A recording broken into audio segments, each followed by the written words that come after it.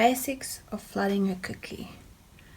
So if you have never flooded a cookie or you're having some trouble, you are welcome to have a look at this video, and I'm sure it will help you. I'm trying to find scissors. Oh, there we go. So I usually cut this off because it irritates me. And I use very cheap bags, so I can just throw them out. So I would rather cut too small than too big. If you did cut it too big, then you can always just shove it in another bag and try again. Okay, so that's good for me. I would choose a cookie that has a lot of curly or frilly edges to show you how I pipe them. So I'm going to start with the outline. I usually don't go too close to the edge. I lift it up a little and just let it fall like so. I'll lift it up and I'm gonna let it fall a little bit deeper. This will help to make a more of a curvy look when you flood it without it being obvious, but it makes such a difference.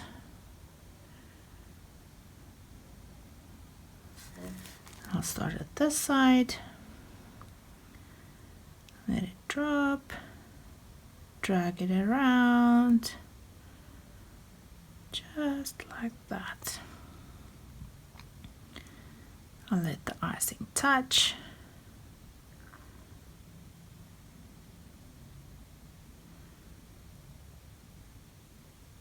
Just like that. And again.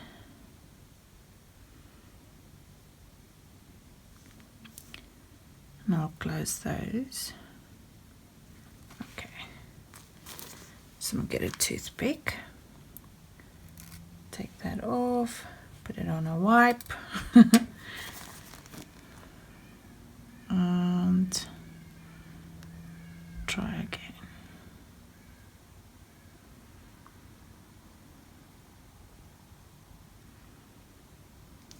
Go.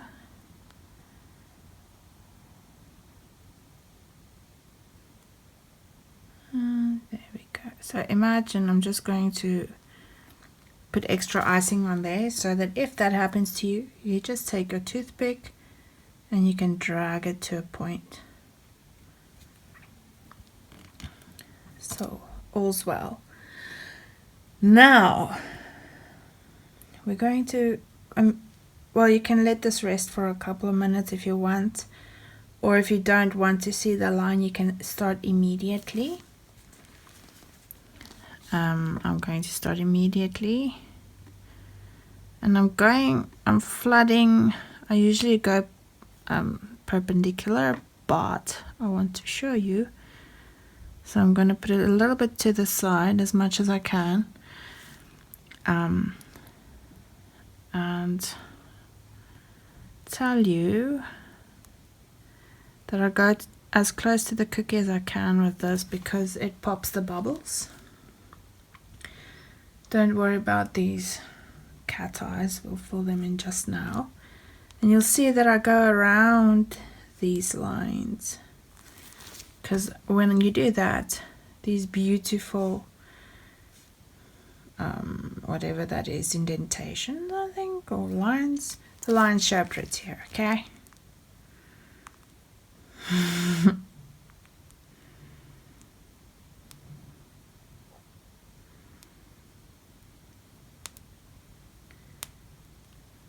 And I can hear the bubbles popping.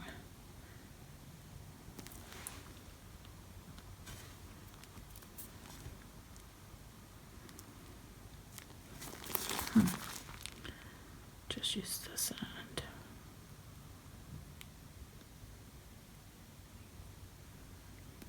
There we go. just gonna go all the way around and around.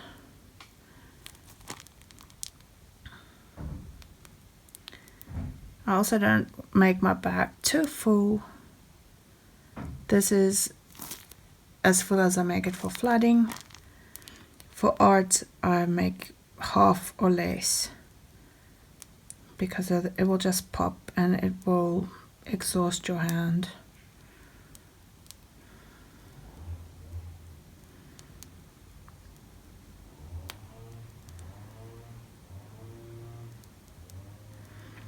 You can see that this is a nice thick flooding consistency.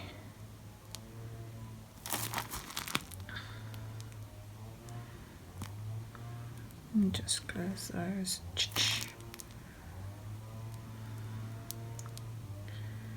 And I'm just gonna go over the center a little bit again to make sure it's got enough body. See if there's any holes peeking anywhere. Just make a bit of a squirrely here. So that's it. It's a nice thick consistency for flooding. It still smooths out by itself. You can check for bubbles. I think I might see a little bit there, but I'm not sure, so I don't want to go and poke it. But this will set pretty quickly. The shine will go away, but if you want to achieve a sheen, you can add some glucose or corn syrup to your icing, about a teaspoon to a batch of a kilogram of sugar powder or powdered sugar. Same thing. So yeah, hope that helped. If you want to see how I turn this into bas relief, then check out the next video. Ciao.